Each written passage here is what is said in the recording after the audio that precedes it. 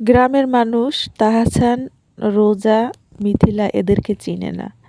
কোনো এক ব্লগার বলেছিল, গ্রামের মানুষ এতটাই খারাপ, চায়ের দোকানে বসে মানুষের সমালোচনার ঝড় তুলে। গ্রাম নাকি খুবই খারাপ, খুবই খারাপ, গ্রামে মানুষ থাকে না। যদি টাকা হয় তাহলে শহরে এক টুকরো জমি কিনবে।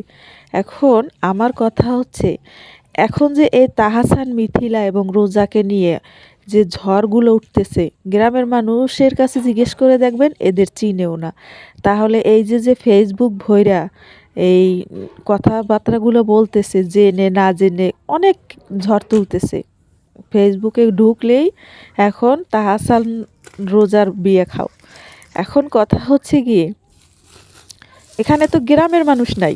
আমি তো একজন গ্রামের মানুষরেও দেখতেছি না যে এরা সমালোচনা করতেছে।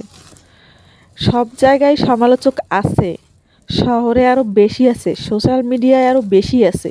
কিন্তু আপনারা দোষ তুলেন গ্রামের মানুষকে নিয়ে।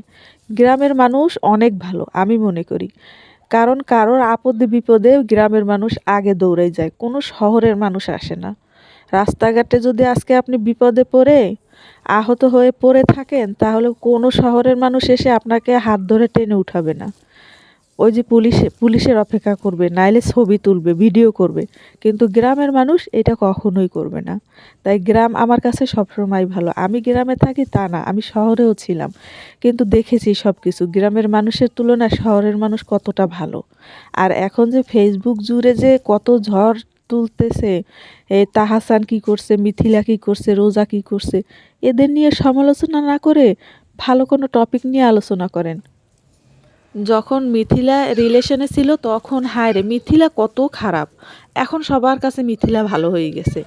এখন তারপরে তাহসান কত ভালো ছিল, এখন তাহসান কেমনে মিথিলারে ভুইলা গেল।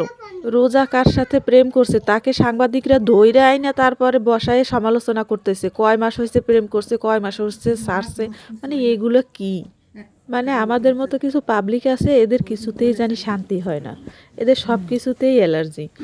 থেকে দোয়া করেন ওরা জানি সুখে শান্তিতে বসবাস করতে পারে, সুখে শান্তিতে দোয়া করবেন জানি সংসারটা টিকে যায়, এরকমের একটা দোয়া করবেন যাতে ওদের ভালো হয়।